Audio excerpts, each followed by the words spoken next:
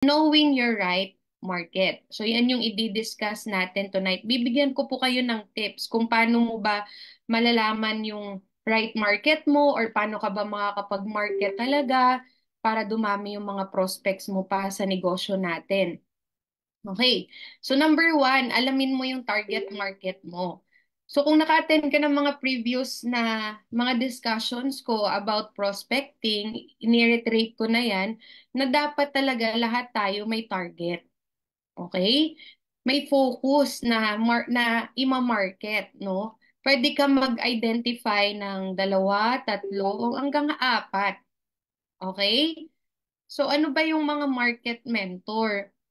Mm, For example, ako, no, marami tayong pwedeng i-invite. Pero syempre, bilang bago, mahalaga kasi na meron ka ding focus. Okay? So, for example, ako, ang target market ko po, isa na doon mga nanay. Okay? Isa po yun sa target market ko. Pangalawa na target market po ni Mentorval, mga OFW. Pangatlo ko pong target market, mga teachers. And yung pang-apat ko po na target market, mga nasa government nagtatrabaho. So, apat po yun, no, yung minention ko. Kaya dapat ikaw, mamaya, after ko ituro yung mga focus markets, mahalaga na ma-identify mo yan. So, kilalanin mo ang mga tao na may potensyal na maging interesado sa yung produkto o serbisyo. Yung mga products natin, yung mga services na ma-offer ng DBC, ng company natin, alamin mo kung sino yung mga tao sa paligid mo na potensyal na magbe-benefit dito or magiging interesado. Ayos ba tayo doon? So yan yung una ha. Identify your market or alamin mo yung target market mo. So ano ba yung mga focus markets mentor and their category? So kung nag-undergo ka ng catch up, sigurado ako na naituro sa'yo to ng coach mo or ng sponsor mo. Baka nakalimutan mo, i-review natin. So meron tayong category A. Okay? So itong mga category A, kung bago ka or kahit naman matag 6 months onwards ka na member, maganda na balik-balikan mo to yung focus market mo na to. Ito yung mga mabilis, no? Ma-invite or di kaya mga man kung tawagin. May money, may authority, may needs. Yun yung ibig sabihin ng man, M-A-N. Ulitin ko. Yung focus A natin na markets, ito yung mga man. Ibig sabihin may pera, money, may authority, tsaka may needs, may pangangailangan. So, sino-sino sila? Mga frontliners. Baka kasi may kakilala ka sa paligid-digid mo lang, relative mo yan, kaibigan mo yan, katrabaho mo naman yan, mga nasa serbisyo, mga frontliners na mga kakilala mo, mga na AFP, PNP, SAF, Navy, Coast Guard, ang dami. Okay, Scout Ranger, name it. Alright? And then, syempre, bakit sila nakalista dyan sa Focus A na market mo? Kasi sila po yung mga tao na yes, kung hindi mo sila makakausap talaga ng masinsinan, pwede mo kasing um, pwede kang mag-isip in advance na ayaw nila, negative sila, hindi nila linya, wala silang time. Okay? Pero sa totoo lang po, yung prospecting process kasi, hindi ka nag invite dyan. Ulitin ko, yung prospecting process, hindi ka nag-i-invite, nag-iisip ka pa lang. Kaya ka nahihirapan mag-invite kasi nag-a-analyze ka na. Okay? Ngayon sa prospecting, ima-master muna natin yung pag-identify ng mga market natin. So ito kasi mga frontliners, yes, they can be busy, they can be intimidating kasi pwedeng malaki na kasi yung sahod nila, baka hindi nila kailanganin yan. Pero pag ikaw nakatagpo ka ng mga tao na talagang interesado, gusto may mabago sa buhay din nila or let's say nalubog yan sa loan, gusto makaahon, 'di ba? Sasali yan sa negosyo natin. Or they have the means, no? Mayroon silang um meron sila kasing mapagkukuhanan ng pansali or kahit kumuha pa sila ng family account sa business natin, kayang-kaya yan, yung mga frontliners natin, as long as maintindihan lang nila yung negosyo. Ano pa, mga OFW, maganda ding focus market kasi syempre, Majority, I believe, ng mga nasa abroad, may pera naman, pansali. Tsaka mga malalakas loob niyan, mga OFW, mga risk taker yan. Bakit? Imaginein mo, 'di ba? Kinaya niya nga pumunta sa ibang bansa, hindi niya naman alam kung anong meron doon, ano yung kultura ng mga tao doon, ano yung status niya sa amo niya, paano kaya siya tatratuhin doon. Biruin mo, 'di ba? Nakipagsapalaran nga yun sa ibang bansa para lang kumita ng extra or kumita ng mas malaki. So pag prinesenta natin yun ng opportunity na meron tayo dito sa DBC, pag naintindihan yung negosyo, sasali yan. Gagawa yan ng paraan. Okay? Ano pa?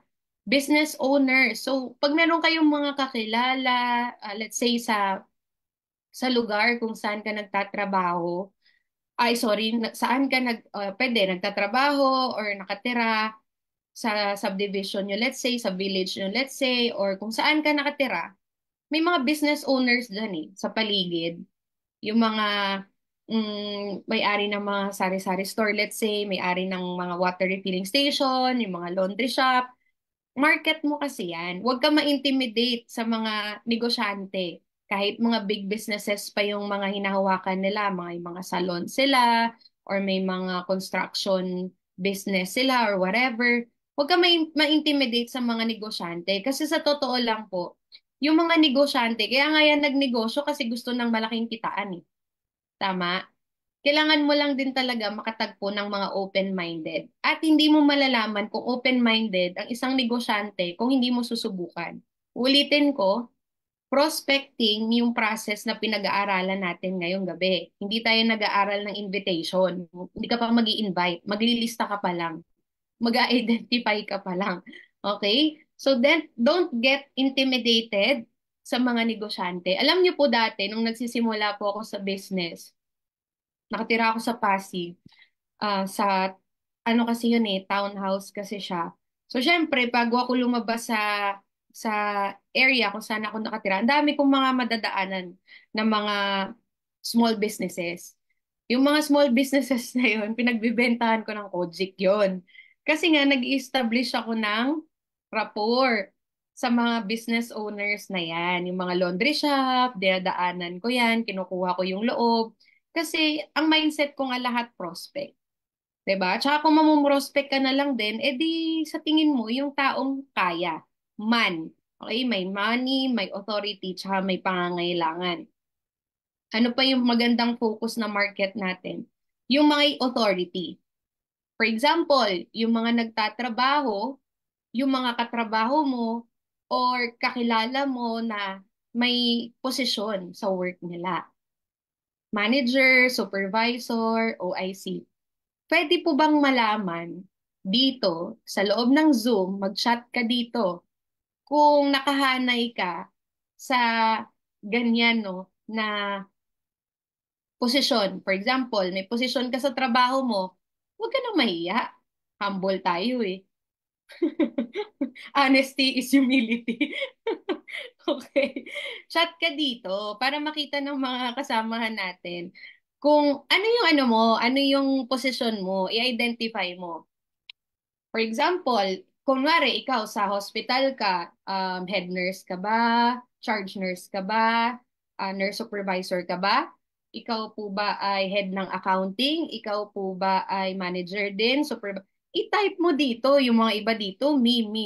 Hulaan ko ba yan kung anong posisyon mo? I-type mo yung posisyon mo. Huwag ka mahiya kasi member lahat dito. O, kung sa tingin mo ikaw ay may authority, mataas yung posisyon mo sa trabaho, o may bisor tayong kasama dito, o ilan, ayaw umamin yung ilan, yung may mga teachers din alam ko na nandito, alam ko may mga posisyon yan master teacher 1, master teacher 2, may mga ganun-ganun yan account manager, ayan, assistant professor, may lead man, tapos ayan, safety officer, may manager, OIC, o 'di ba nakakatuwa. Bakit natin maganda i-prospect? Meron pa dito may business owner pa, o 'di ba? Tingnan mo yan si business partner Ken. Pagkasali, 15 accounts agad, di ba? Kasi may means, di ba? So, ayan po, pag nakakuha ka kasi ng may posisyon sa trabaho, ang advantage kasi niyan, trained na yung mga tao na yan eh. Okay, trained na yan sila. Trained sila mag-handle ng mga tao nila, trained sila na mag-delegate din ng mga tasks, and whatsoever. No, kumbaga, ang dami na nilang na pag-aralan din sa trabaho nila, kaya sila nilagay sa posisyon na yan. So, bakit maganda na ma-invite mo yan dito sa community natin? Kasi aralin niya lang yung kultura ng network, yung community natin, mabilis yan makakapag-adapt. Tapos pagdating din sa mga prospecting, sa inviting, syempre may collection din yan ng mga contacts. So kung ikaw, let's say nasa managerial ka na position, meron ka mga tao, di ba, may mga subordinate. So pag kunwari in-invite mo, yayain mo, tara kain tayo or tara labas tayo, tara samahan mo ko, tara makinig ka lang dito. Sasama yung mga subordinates nila. Potential na sumama. Kasi syempre, sa trabaho pa lang nila, na-establish na nila yung credibility nila eh. Kilala na sila ng mga under nila. Kumbaga yung tiwala nandun na. Kaya yun po, advantage talaga yan na matap natin. Huwag ka lang din ma-intimidate. Okay? Huwag nyo lang din tignan na baka hindi na nila kailangan yung negosyo, baka hindi na nila kailangan kumita ng pera. Huwag ka kasi mag-analyze. Ano pa? Professionals, magandang market din po yan. Lahat ng mga may license, yan, mga professionals na mga kasamahan natin, mga tao. For example, ako, I'm a professional nurse. Pero syempre, no, nasa category B din ako eh. Hati ako eh. Kasi not unless professionals na medyo mataas yung mga sahod. Like, for example, sa mga nurses na nag-work sa province, sa mga public hospitals, mataas ang mga salaries niyan eh. Siguro mga 20 pataas. And yung mga, let's say, mga engineers, mga teachers, di ba, professionals din yun. So, yan, maganda yan na i-market. Lawyers, may business partner ba tayo na lawyer? Meron ba? Mag-comment tayo dyan kung meron. And syempre, doctor. So, meron din tayong mga business partner na doctors, no? So, ako, meron akong direct doctor. Soon, mag-aaral daw. Ayan, si partner Lorraine. Oo nga pala. Si, si partner Lorraine, engineer na, lawyer pa. O, dalawa na, di ba? Tapos, sino ba dito may mga business partner na doktor, maliban sa akin? Kasi ako, yung pedya ni Alex, direct ko yun eh. O, sino pa? Di ba, kahit malaki kinikita ng mga yan, 150s, 200 yan, gusto pa rin yan kumita ng extra. Walang tao naman na ayaw kumita ng extra income, di ba? And syempre, yung mga government employees, yung mga nag-work sa government, name it. Sige nga, sino dito yung mga ka-business partner natin na nag-work sa government? Mga BIR, SSS. Meron ba? Mga PhilHealth, GSIS. Sa munisipyo, saan pa ba? DPWH, DNR, LGU, lahat. Lahat yan kasi, pag na-invite nyo, no, again, ulitin ko, may means silang gumawa ng paraan para sa expansion nila. Kailangan lang nila maintindihan yung kagandahan ng negosyo, bakit nila to gagawin. So, if ikaw, bago-bago ka pa lang sa negosyo, or let's say 6 months ka na, 1 year ka na, nag-a-analyze ka na, go back ka lang dito sa topic na to. Balikan mo lang ulit. Huwag ka mag-analyze. Kasi kung hindi mo yan itatap, kung meron kang mga market na ganyan, magugulat ka na lang, member na ng ibang grupo yan sa kumpanya natin. Okay? And syempre, may category B din. Ano ba yung mga category B market natin? We have our minimum wage earners. Alright? So sabi ko kanina, sa gitna ako kasi I'm a professional, the time na nag-work ako, and then minimum wage earner din po kasi ako. Mga online sellers natin, pwede mo rin yan itap, no? Let's say, mahilig magbenta-benta, mahilig siya kung ano-ano yung binibenta, friend mo sa Facebook, kung ano-ano yung pinopost. para magbenta. Malay mo, 'di ba? Hindi man siya mag-network talaga, pero baka yung products natin, pwede niyang isama dun sa mga binibenta niya. So ano pa rin 'yan, pampakapal pa rin ng network mo 'yan. And of course, yung mga agency workers, maganda din na mapasali natin kasi marami din mga contacts 'yan and mga estudyante, mga graduate pa lang, mga kabataan kasi alam niyo po, yung mga students, no, lalo na yung mga kakagraduate pa lang, eager yan eh. Eager yan kumita ng pera. So, think of doing network 5 to 10 years from now. 'Di ba? 5 to 10 years from now. So, syempre, kukuha ka rin ng downline or ng business partner mo na mga bata. Bata sa'yo, like mga 10 years younger sa'yo, 5 years younger sa'yo, or 15 years younger pa sa'yo. Kasi nga, sila naman yung generation mo ba na pag ginagawa mo, pag gagawin mo pa yung business 5 to 10 years from now, meron kang ganong mga market. Okay? So, i-ano natin yan mga bagets. Sino bagets dito? Sino estudyante dito?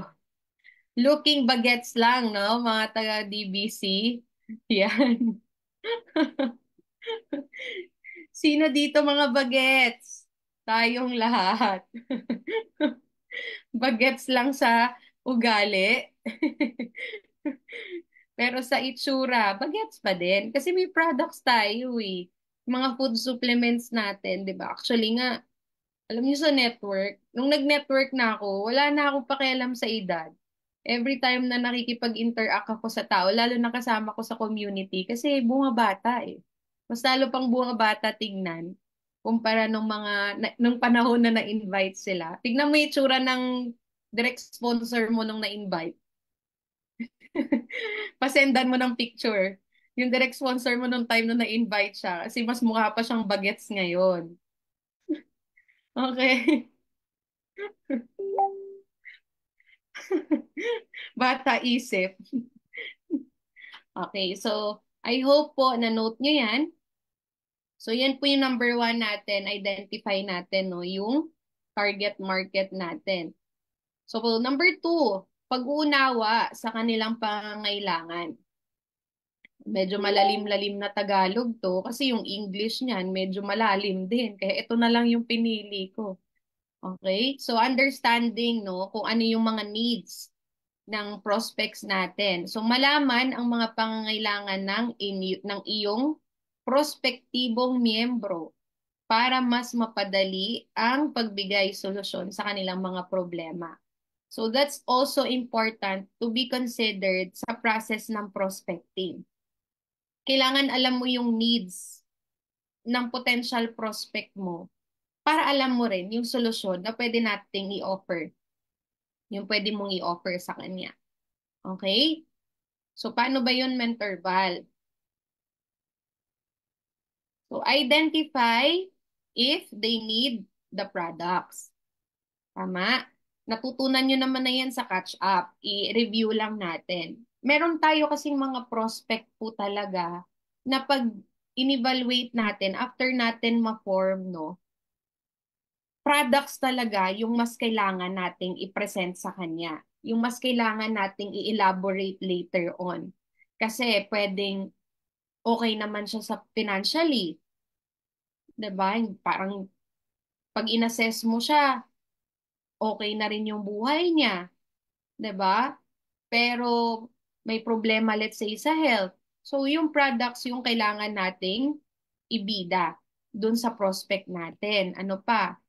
Identify natin kung kailangan niya ng time off, time off sa trabaho kasi later on nga pag natutunan niyo po yung proper form, pag nakausap niyo po yung tao, ma-identify mo yan pag pagod na yan sa trabaho niya, naghahanap na ng ibang pagkakabalahan, gusto na ng ibang mundo, parang ganon. Pagod na sa trabaho yun. Again, pagod na nga sa trabaho, just want to have a break from work. So, pwede natin talagang i-present yung kabuuan ng negosyo natin kasi aside sa wellness yung ino-offer natin kasi, of course, financial growth, ino-offer din ng ating negosyo.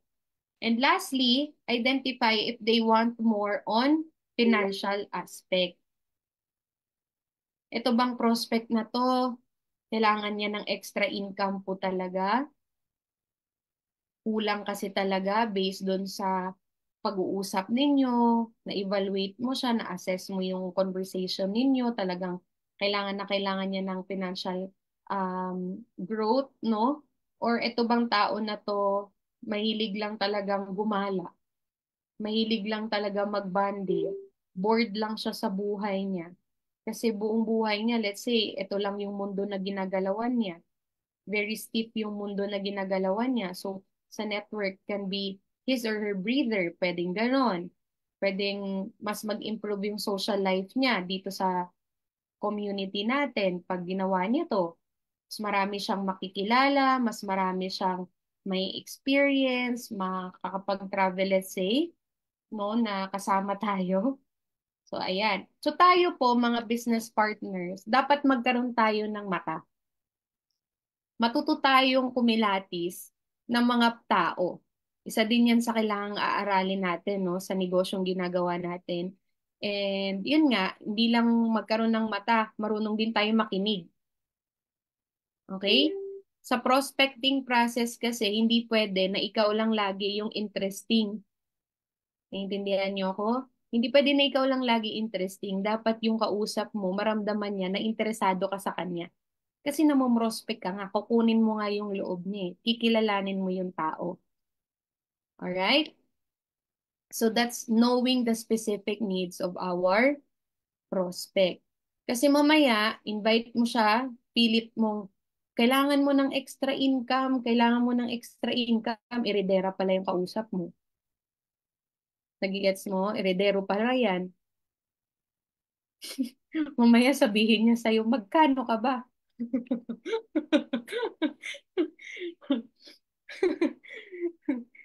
Pinagpipilitan mo sa kanya na gusto mo bang kumita ng extra 1.5 isang araw? Iba ka pamilya niya kumikita ng milyon isang araw. Pwedeng ganun eh, maka-encounter ka ng mga ganyang klaseng tao.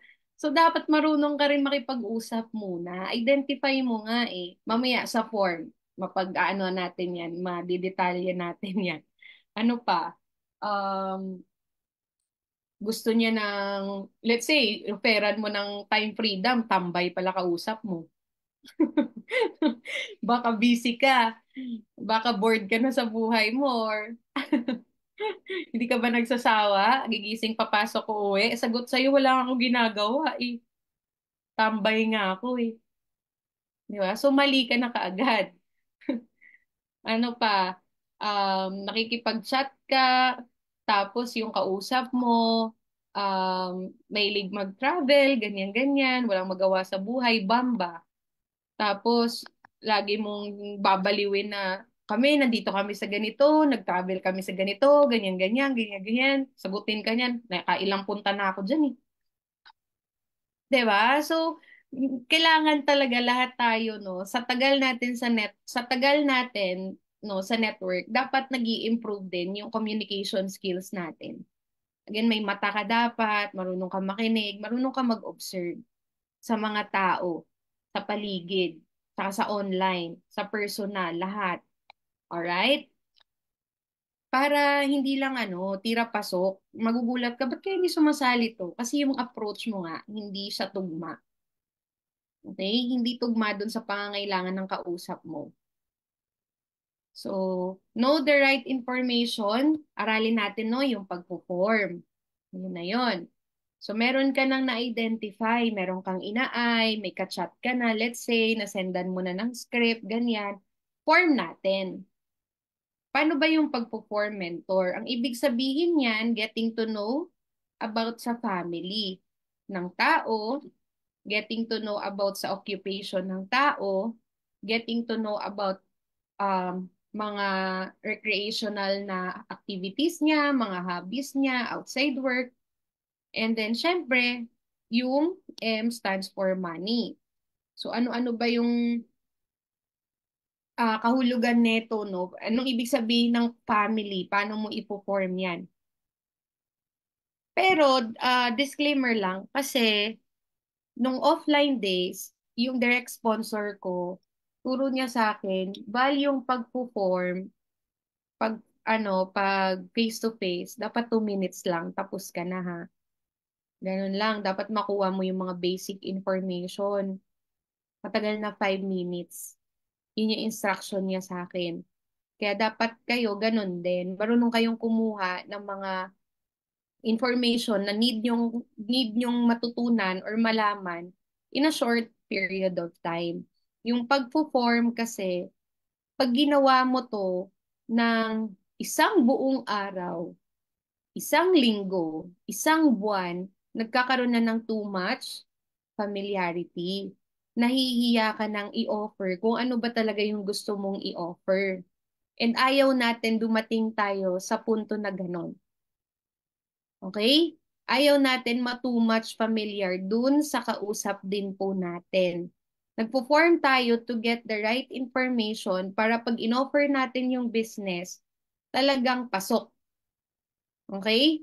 Hindi tayo nagpo-form para makipagkaibigan ka lang, mawala ka na dun sa linyada ng purpose kung bakit mo ginagawa yung forming. So, paano ba yun, mentor? Sa 2 minutes, 5 minutes. Sa family, pwede mong alamin kasi, kamustahin mo siya, no? Hi, hello, kamusta ka? Pwede ka kasi mag-start sa location, taga saan ka, 'di ba? If you don't mind, ilang taon ka na, ganon. Tapos kamustahin mo yung prospect mo about sa family niya. Ilan kayong magkakapatid, asan yung parents mo. Okay, wag mong wag naman yung parang interview style, tapos pero wag naman yung isa-isa. For example, tinanong mo, um, ilang taon ka na? Sumagot. Ilang kayong magkakapatid? Sumagot. Tapos, asan mama mo? Sumagot. Ilang taon na mama mo? Sumagot. Wag naman yung paunti-unti na sabihin sa'yo ng prospect mo, interview ba to? 'Di ba? So, magkaroon ka ng census. Magkaroon ka ng common sense kung paano mo itatanong ng proper para makuha mo yung mga detalye na need mo lang. For example, taga saan ka? If you don't mind, ilang taon ka na? Hmm, kasama mo rin ba parents mo? Ilang kayong magkakapatid? Hindi niya alam, dalawang tanong na yun. Ako kasi dati, pinorma ko ng direct sponsor ko nasa bus. Simula SM North, bago makarating sa office ng company natin, tapos niya na akong i-form sa bus mismo. Ni-interview niya ako about sa parents ko, about sa mga kapatid ko, about sa work ng mga kapatid ko, even sa work ng father, mother ko. Pero, he did it in a way na hindi awkward. Inumpisahan niya kasi ng bakit mo kinuha yung calling card? Bakit ko daw kinuha yung calling card niya? Bakit daw ako interesado kumita ng extra income? So doon na, nagkwento na ako. Oh, nagtanong siya ilang kayo magkakapatid. Bunso ako eh. Asan ba kuya mo? Sabi niya. Sabi ko nandito, nag-work siya. Tapos yung ate ko nasa US kasama ng mama ko. Asan mama mo? Ay, yun na nga. Sabi ko nga nasa US. Asan papa ko? Ganyan. Nasa Bacolod. So, normal conversation lang yon pero lahat ng detalye, nagagather niya na. Okay? And then, what else about sa family? Single pa ba siya or pamilyado? Guys, sa online, common sense to, no? Mamaya may nakita mo, profile picture niya, kasama niya yung jowa niya. Tinanong mo pa, single ka ba? Magkaroon tayo ng common sense sa lahat. Or di kaya, nakita mo sa profile picture niya sa online siya, asawa niya, tapos may anak pa. Tapos tinanong mo, pamilyado ka ba? Mamaya sagot sa'yo, wrong send ka ba? In-screenshot sa'yo yung profile picture. So matuto tayong mag, mag-scrutinize din ng mga online account ng pinoprospect natin. Nang sa ganun, yung mga binabato nating tanong, hindi rin kakaiba. Okay? Tapos, breadwinner ba siya? Paano mo tatanungin yung breadwinner ba siya? Hindi mo naman kasi pwedeng itanong, breadwinner ka ba? Mamaya sagutin ka nun, ano yun? Paano mo yan itatanong? Paano mo i-construct yung breadwinner? Breadwinner ba siya? Breadwinner ka ba? Kamusta kayo magkakapatid? Mahulaan mo yan eh. For example, siya yung panganay. Tatanungin, pag tinanong mo ilan sila magkakapatid, sabi niya panganay siya. Tapos na-identify mo mga estudyante pa yung bunso yung mga kapatid niyang bunso or younger sa kanya. Syempre, common sense din. Siya pala yung nagtatrabaho. 'Di ba? Pwedeng siya pala yung nagdadala ng pera sa bahay nila, ganon. Kamusta yung mga magulang niya at ano yung trabaho nila, pati na din yung mga kapatid niya. Ito kasing question na to about sa family, sa parents, mga kapatid na yan. Dyan kasi pwedeng lumabas na pwede yung parents niya okay naman, working, or okay naman, may business, or pwede din yung parents hindi na nag-work kasi ayaw na nilang pagtrabahuin kasi let's say may sakit, ganyan, nagme-maintenance. So pwede yung products. Ma-identify mo yung products can be beneficial dun sa tao. Yung mga kapatid niya, pag minention niya kung ilan sila magkakapatid, tapos ano yung trabaho, and then ang thinking mo, magandang market din. Pwede niya rin maging business partner yung mga kapatid niya later on. Alright? And then, syempre, sa occupation naman, paano tayo nagpo-form? Kamustahin mo lang yung estado ng tao sa trabaho niya. Gano'n na siya katagal, let's say, na nagtatrabaho. Tapos, etong linya niya ba ang present niyang trabaho? Hindi mo kasi pwedeng tanungin na, linya mo ba yung work mo? Again, common sense din yan eh. Sa part na yan. Anong work mo? Okay. Yan pala din yung ano mo, tinapos mo.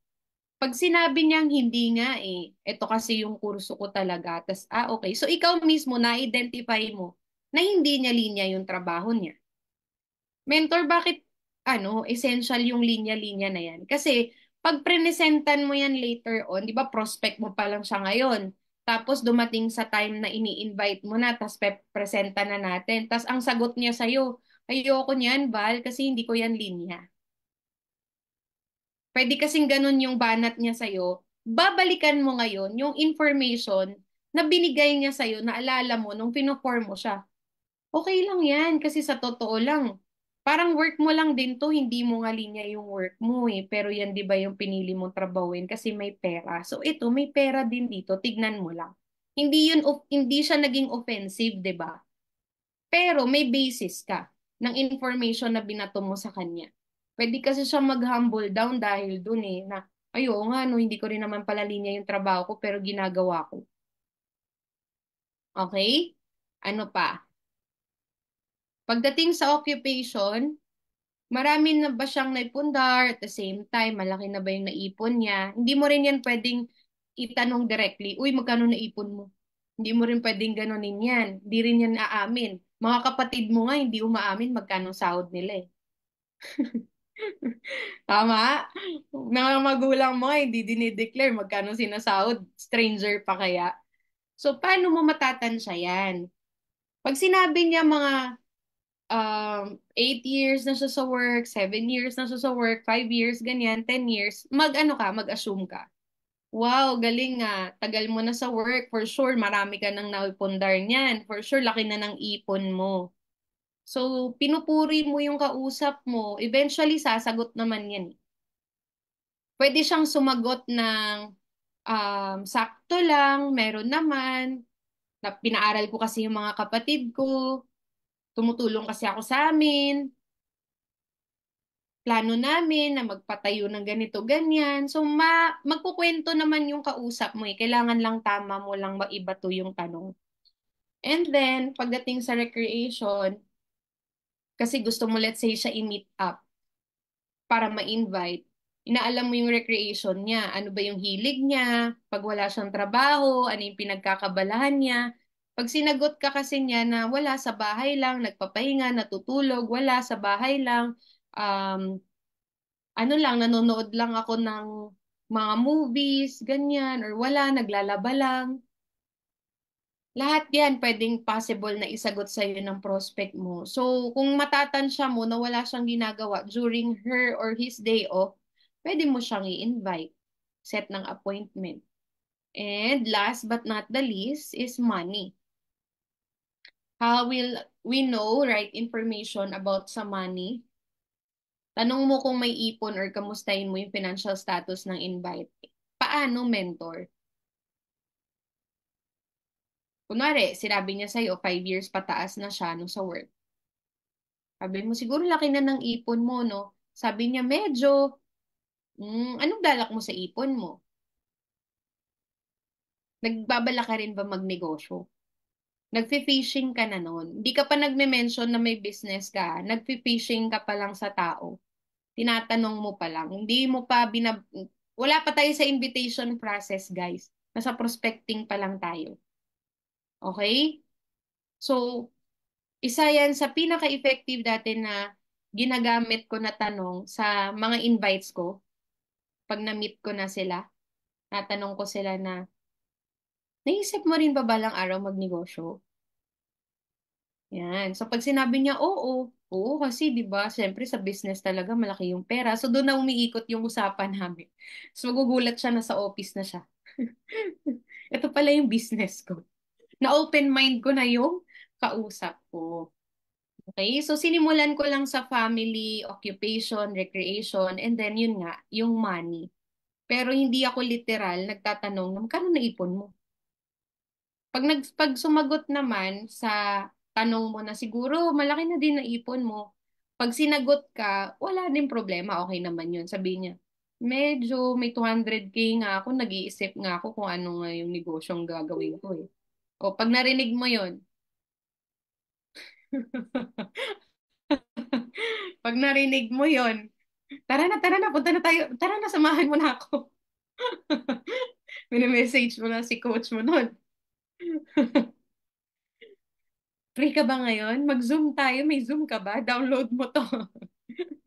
Again nga kasi, pag nakuha mo yung tamang information during forming, pag nag-present ka, pag may mga objections sa dulo, masasagot mo lahat yun eh. Confidently. Kunwari, sabihin niya, yun nga, yung hindi niya linya, alam mo paano sagutin. Sabihin niya na, hindi ko kailangan to eh. Pero nung nagpo-form kayo, na-identify mo na parents niya, let's say, wala nang work, tapos breadwinner pa siya, pwede mong iparealize sa kanya kasi na, alam mo, mas kailangan mo ang gawin to kasi syempre, yung mga magulang mo, mas matutulungan mo. Ikaw yung nagtotrabaho, mga kapatid mo, nag-aaral pa. So, malaking tulong sa'yo to support din aside sa work mo. Aside sa kinikita mo sa trabaho, may extra ka pa. So, magagamit mo yun eh para ma-encourage yung tao na maintindihan yung negosyo lalo. Makapag-decide siya na gagawin niya kahit wala siyang pera. Okay? Dapat magaling kayo lahat mag-form. Pero uulitin ko, huwag po isang linggo na pagpo-form. 2 minutes, 5 minutes lang. Kasi taga mo sa bato, mahihiya kang mag-invite sa kanya pag pinatagal mo yan. Too much familiar ka na. Yung tipong, kamusta ka? Gising ka na ba? Good morning. Nagkape ka na? Nag-breakfast ka na? Nag-lunch ka na? Wala na, di ba? Masyado na kayong close. Dapat ano lang, may boundaries. Okay? Tapos, let's say, may pa-heart-heart pa, may mga emoticon pa na kung ano, magulat ka, blinak ka na ng prospect mo kasi nabasa ng jowa niya na pa-sweet-sweet ka. So, hindi na, yung prospect mo nawala na. Dapat, again, may boundaries. Yung mga emoticon na yan, tanggalin niyo yan sa conversation kasi nagkukos yan minsan ng ano eh, ng misunderstanding. Okay? So, natututo naman. So far, basic lang, no? Basic lang tong topic ni Mentor Val, pero promise, pag hindi mo to ginawa talaga, kahit katabi mo na yung prospect mo, hindi pa rin sasali. Na-invite pa rin ng ibang system sa company natin kasi nga hindi mo ina-apply. Alright? So number three. Number three, pakikipag-ugnayan sa online at offline na mundo. Okay, gamitin ang mga online platforms at tradisyonal na paraan ng pakikipag-ugnayan para mas mapalapit sa iba't ibang uri ng tao. So online, yan yung nakasanayan natin for the past 3 years.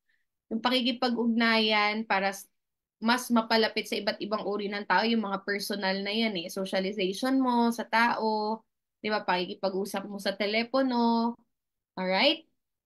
So, ayan, Facebook. Lahat naman tayo may Facebook. Sino dito may Instagram? Familiar? Instagram, o. Add nyo ako, hey, it's me, Val. Yan yung Instagram ko. TikTok. Sino dito may TikTok? Follow to follow tayo sa TikTok. Hindi rin ako mahilig mag-TikTok. Nag-start lang ako niyan last year eh. Okay? Kasi doon sa TikTok, actually, makakakuha ka ng mga ideas eh sa mga content creators kung paano nila pinoproject yung sarili nila online. Okay? And then makakakuha ka rin ng mga strategies eh paano magbenta. Sino dito mahilig mag-sell ng products pero traditional way pa din?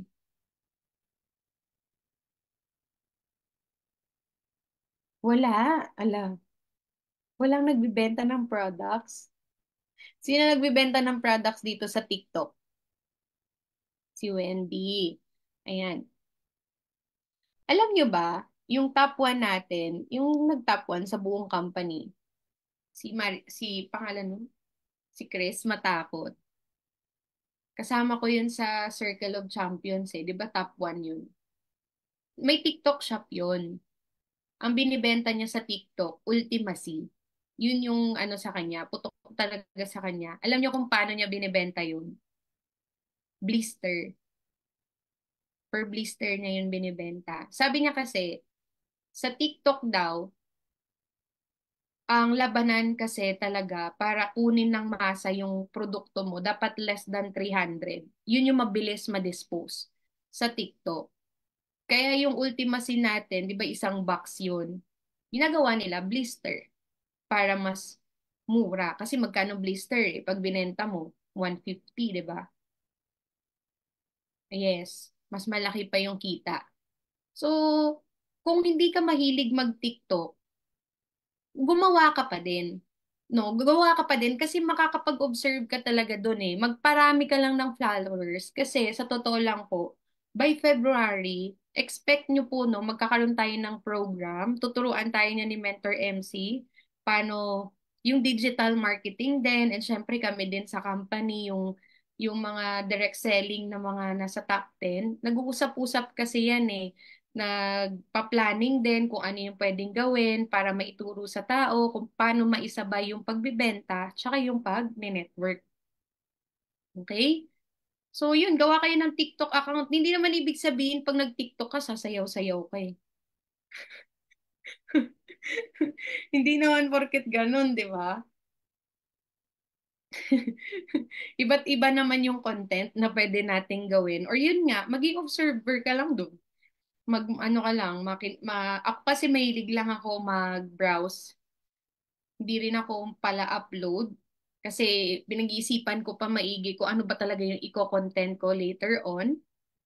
Parami lang kayo ng followers. Gawa kayo, parami kayo ng followers. And then Twitter, yan yung isang social media account na I know, meron ako pero tagal na. High school pa ata ako noon eh.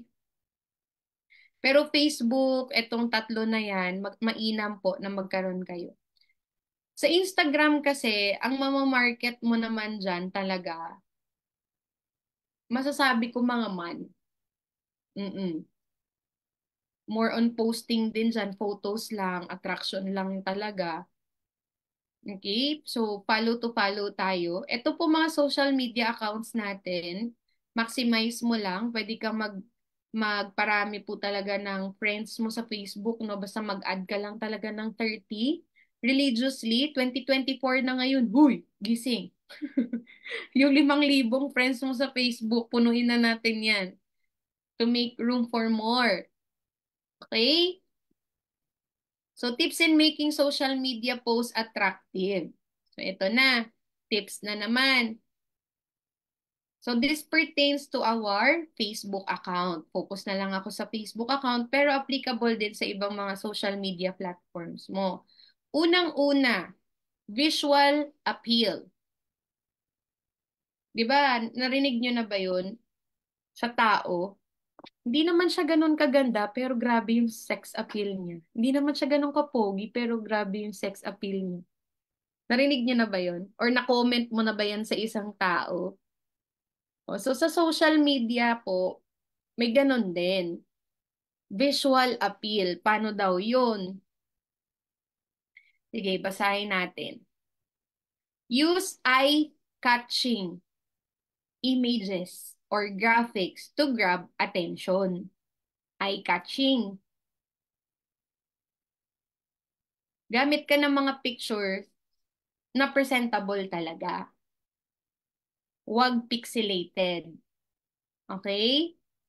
Tignan niyo yung mga postings natin sa DBC, yung mga posters natin sa Diamonds Online Support, sa Diamonds Business Club. Lahat yan, high quality photos yung ginagamit.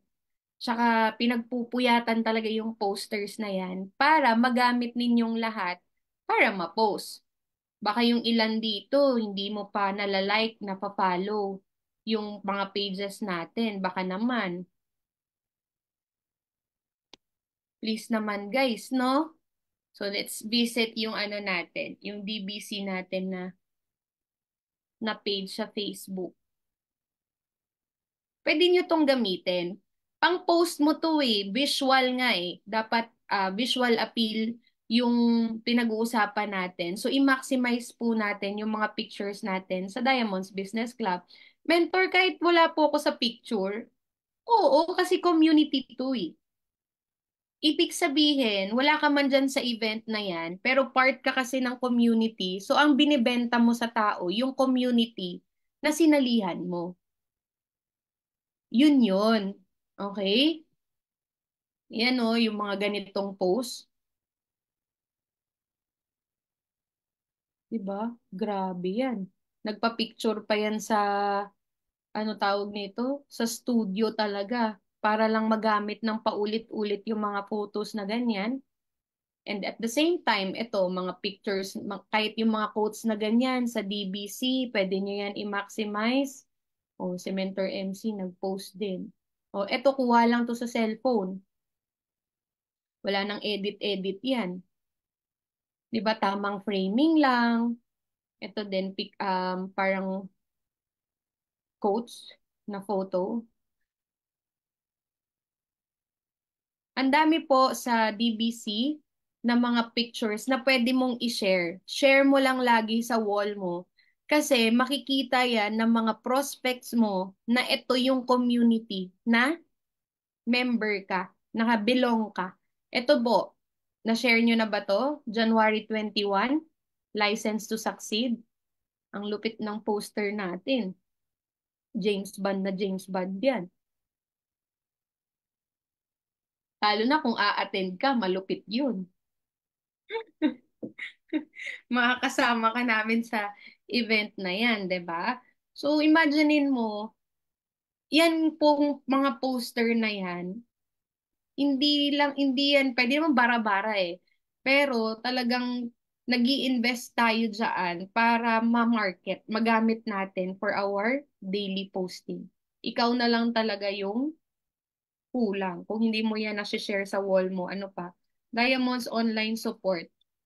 Etong Diamonds Online Support natin, updated na rin yung mga posters natin dito. Ano yung pwede mong i-repost dyan? Ito, mga upcoming events ng company. Ito sa company natin to eh. Tignan mo naman. Mukha bang dating mangingisda yan? Hindi. 'Di ba? Pag pinost mo yan, makita yan ng prospect mo. Ayan o, naka-bumblebee na kotse. Ipopost mo sa wall mo. Sa tingin mo ba hindi mag-iisip yung mga prospect mo? Akala mo lang kasi walang ano yan, walang bearing. Post ka lang ng post, basta tandaan mo, appealing yung mga posting mo. Meron at meron talaga later on, mag-i-inquire niyan. Okay? Ano pa? Religiously, to. Poster natin ng Real Talk, nakashare na ba yan sa wall mo? Naka-upload na ba yan sa Diamonds Online Support main page mo na album? Ayan oh, si Coach Lali, dating teacher yan. O si Mentor Val, lagyan mo lang ng caption yan or di kaya kopyahin mo to yung caption na to eh. Mag-iisip ka pa ba ng pwede mong i-post? Ayan na lang, kukopyahin mo na lang yan, i-share mo na lang yan. Gaganda kaya ng poster natin. 'Di ba? For this year, New Year, ganda. Ako nga na-appreciate ko eh. Okay? So yun yung ibig sabihin ng appealing, visual appeal. Maganda sa mata. Hindi siya pixelated, hindi blurry. Kasi sakit din sa mata nun eh, pag blurry yung mga pictures. Number two, isa pa po sa kailangan nyo pong gawin para maging attractive yung social media postings nyo, yung captioning po natin. Okay? Should be concise. Keep caption short and impactful for quick consumption. Kung magka-caption ka man ng sobrang haba, let's say kasi ni-repost mo siya or talagang grabe, ano mo talaga yan, pinag-isipan mo talaga, walang problema. Pero always keep in mind, no, dapat maging impactful po yung mga captioning natin. Huwag kayong tatamarin, yung iba nagpo-post lang ng picture, wala man lang ka-caption-caption. Kung bago ka, mga 1 month ka pa lang, 3 months ka pa lang sa business, okay lang yun. Maintindihan ko yun, nag-a-adjust ka pa lang. Pero kung 1 year ka na mahigit, nagpo-post ka sa social media mo, wala man lang ka-caption-caption, walang ano, para sa akin, walang growth. Hindi ka nag-aaral, hindi ka nagre-research, hindi ka nagjo-join sa mga page na pwede mong, alam mo yun, pwede mo maging basis ng gagamitin mo na caption, mga quotes, hindi ka alam mo Google, i-Google mo kasi. Meron akong napanood na ano eh. Meron akong napanood na, ano ba tawag dun? Parang teleserye ba yun? Series. Komedyante yung isa doon. Tawa-tawa ako. Sabi sa kanya, Google mo. Sabi ng kausap niya, what's Google?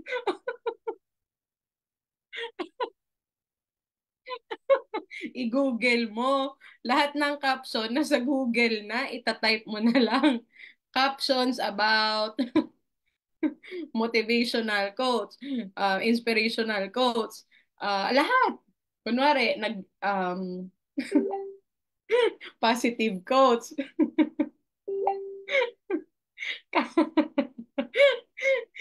Favorite ko yan, Coach Jack eh. Pero hindi na ako nanonood ngayon. Nai-inlove lang ako sa lalaki dyan eh. Di joke. Joke lang. Agree ba kayo dyan? Pati si Mentor MC nai-inlove din sa kanya.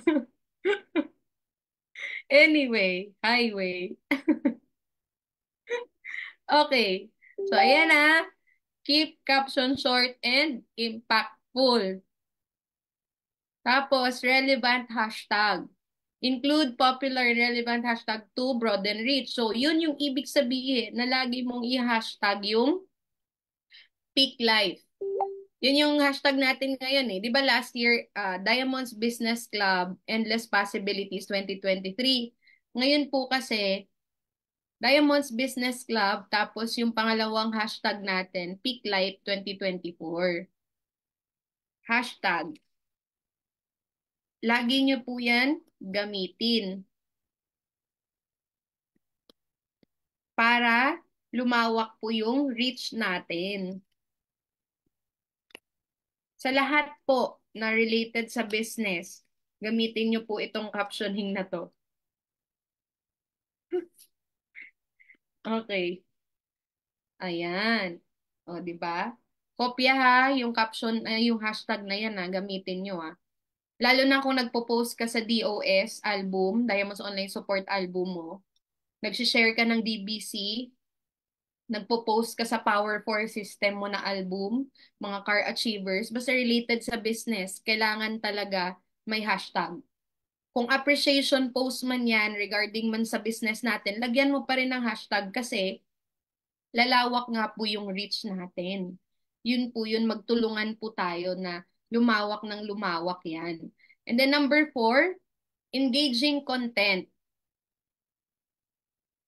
Ano po yung engaging content? Pwede ka magtanong, ask questions, or encourage comments to boost engagement. Okay? So ngayon po, wala po kayong makikita sa wall ko ng mga posting kasi meron lang po akong um, ginagawa for 1 week yun. Pero naranasan nyo na ba na nung New Year, ano ba yun? Meron akong nabasa na ang post niya, meron ka bang message para sa akin bago matapos yung 2024 kahit hindi tayo close? Something like that. Yun yung mga example ng mga engaging na mga posting. For example, si Mentor Tere nung nakaraan, sabi niya, sa post niya, meron ka bang message para sa akin bago matapos yung 2024? Yun yung ibig sabihin ng engaging. Create ka ng parang ganito. Maganda ba ako? Yan. Pwedeng gano'n. Nagtatanong ka eh. Kasi syempre, sasagot yung mga... Syempre, pag kunwari nag-post ka ng ganyan, send mo sa GC nyo para lahat ng mga business partners mo magsisagot. Ano pa ba? Meron ka bang gustong sabihin sa akin na matagal mo nang hindi nasasabi? Parang ganon.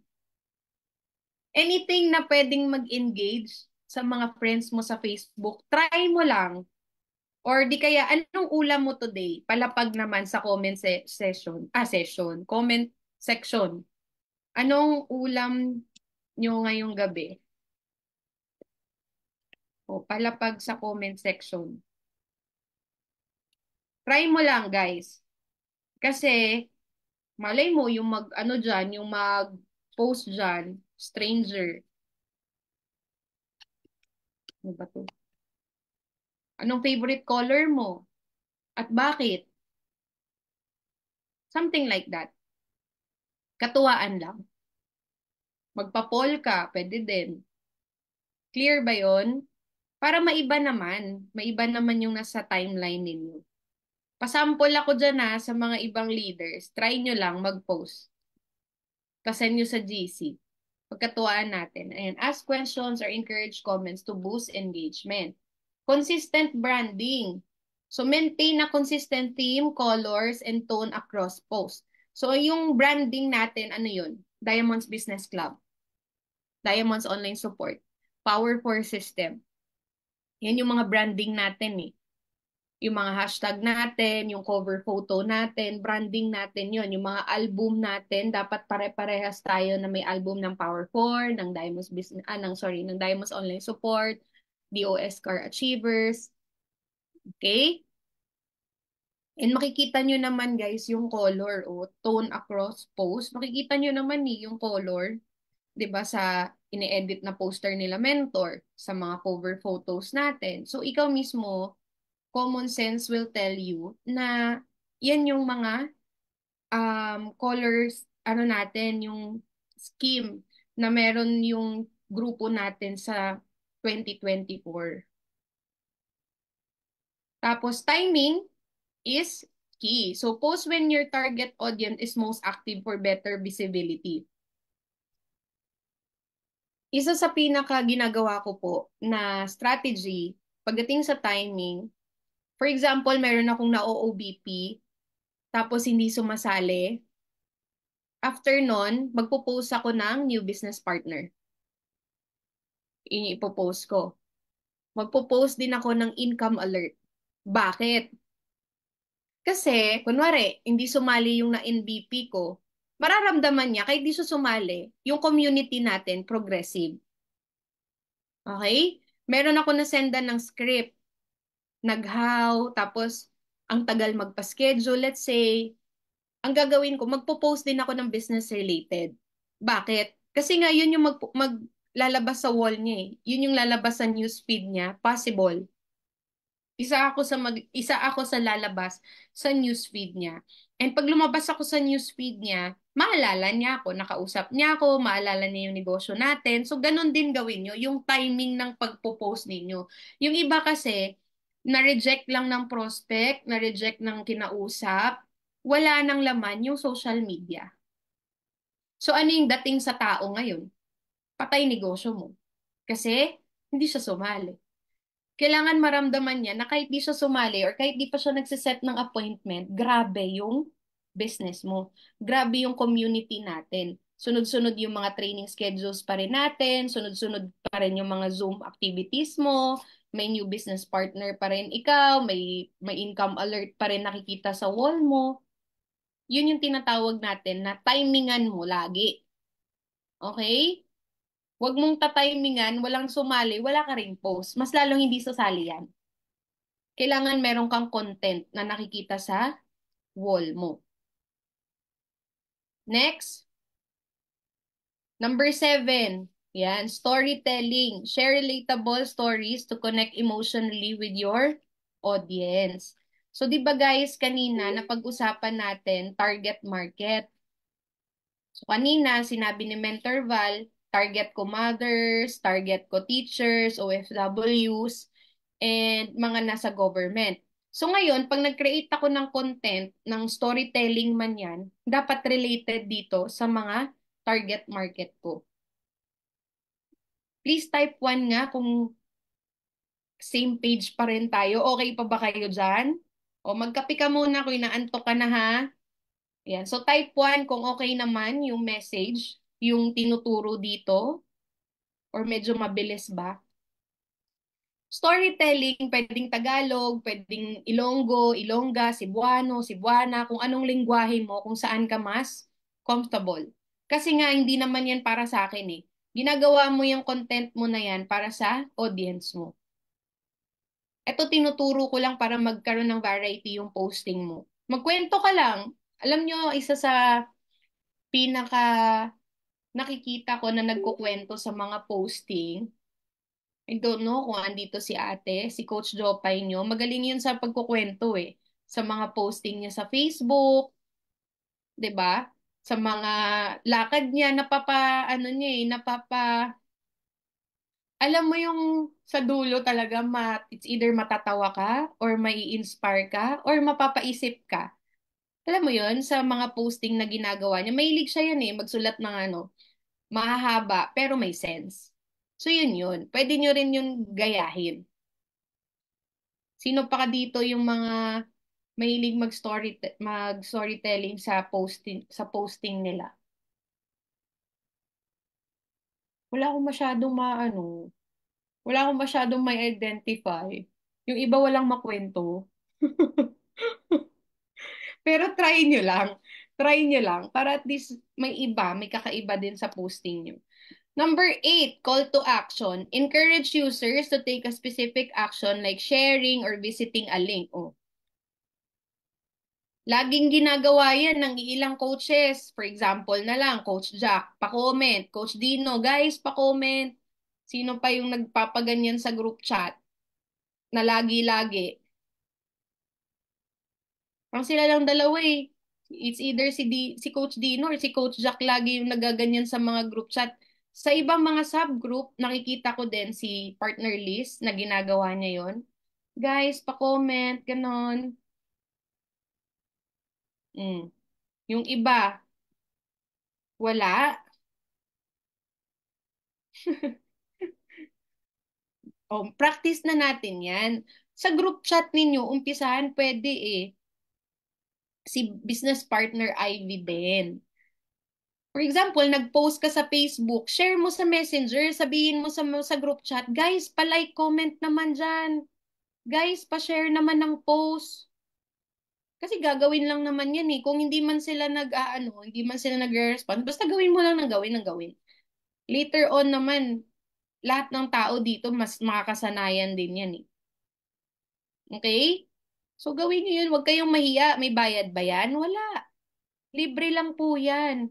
Alam nyo, dapat ginagawa mo rin talaga yung part mo na umangat yung likers mo, umangat yung mga magko-comment dyan sa posting mo. Gagawin mo rin yung part mo. Hindi ka lang mag-aantay lang. Ano yung pinaka dapat na ginagawa natin yan? Yung mga new business partner poster, 'di ba ang goal nila pag may bagong sali, ipapublic post nila yung NBP poster nila. Tapos ikaw na coach, mag-share sa GC. Guys, pa-welcome ako bagong new business partner. Kasi ang goal natin, ang likers, at least 100. Ang magko-comment, at least 100 din. Pag nakita kasi yun sa wall na ang daming nagla-like, ang daming nagko-comment sa new business partner poster pa lang, mako-curious talaga yung mga friends niya eh. Ano kaya tong sinalihan ni ganito? Bakit ang ganda, parang ang ganda ng community nila, parang ang dami nila, parang ang dami nila dyan nagtutulungan. Parang pag ako sumali, tutulungan din ako. Nahinto yun eh, no? Ibalik po natin yung ganong energy sa community natin. Ulitin ko pag may new business partner, automatic po na ipopost niya yung poster niya na ginawa mo, naka-public yun lang yung muna. Kahit hindi pa siya catch up step 2, 3, 4, 5. Kahit step 1 pa lang, ipapost mo na kaagad yan, tapos naka-public lang para ma-share sa group chat, para makapag-like kahit sino, para makapag-comment, makapag-welcome kahit sino. Okay, lahat po ng mga sponsors or coaches pwedeng mag-share niyan sa GC. Of course, yung business partner, hindi niya pa yan magagawa kasi pwedeng wala pa siya sa mga group chat eh. So, yung direct sponsor, yung coach, yung may responsibilidad na gagawin mo yung pag-share. Nagkakaintindihan po ba tayo? Copy ba? Type 2 naman tayo dyan kung clear po. Balik natin ulit yun, tapos ipapin post mo sa bago yun. Habang hindi pa siya tapos sa step 1 to 5, yun muna yung pin post niya. Attraction marketing ang tawag po doon. Number 9 tip, variety and content. So mix up your content type. So photos, videos nyo na ina-upload, quotes to keep it interesting. Tinuturo naman din yan, 'di ba, sa daily success habits, sa scheduled posts, and mobile friendly. So ensure your content looks good and loads quickly on mobile devices. So wag gaano yung sobrang laki yung memory na ang hirap i-load. Pag data lang yung gamit, hindi makita, yung naglo-load lang. So ito po sa mga bago natin na business partner, pinaka-basic. Susundan mo po yung scheduled posting. Please, kung bago ka, you have to train yourself na sumabay sa sistema. Huwag mong tignan yung sa coach mo. Kailangan, kasi yung coach mo baka 3 years, 5 years na yan eh. So, syempre, nilalaro niya yung mga posting niya. Ikaw kasi, bilang bago, kailangan ma-master mo yung basic. But I'm not saying na yung mga luma, hindi na nila ginagawa yan. Ginagawa pa rin nila yan. So, ito sa morning, kailangan kasi maging habit mo muna eh. Sa morning, makasanayan mo mag-post ng inspirational, motivational, or spiritual quotes every morning. Tapos sa noontime, no? Kung wala ka pang ma-post, pwede mong i-follow up yung coach mo, pwedeng nakalimutan niya lang na i-send sa group chat niyo ng mga poster. Basta any transaction related sa business, sa evening, yung mga income alert, tapos sa bedtime, yung mga trainings natin, mga let's say mga quotes din, mga Zoom gathering natin, mga resulta pa, webinars, etc. Make it a habit. Okay, kung less than 1 year ka pa lang sa business, kailangan isang buong taon, yung wall mo, yung newsfeed mo, yan yung content. In between, pwede kang sumingit nitong mga tinuro ko, yung mga additional ko na mga tips dyan para mas maging attractive yung social media mo. Pwede mong idagdag, pero stick to the basic para maging habit mo. Okay? Clear? Type clear nga.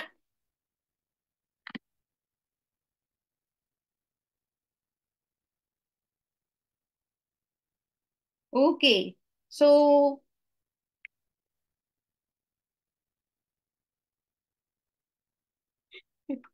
ayan. So, bago ako mag-proceed, bago ako mag-proceed sa next ko na slide, yan, syempre, ano ko muna, isisingit ko muna si Coach Lalit para, matignan natin, no? Hindi pa ako tapos, ha? Hindi pa ako tapos. Wait lang, guys. Wait lang. Babalik si Mentor Val. Very quick lang to.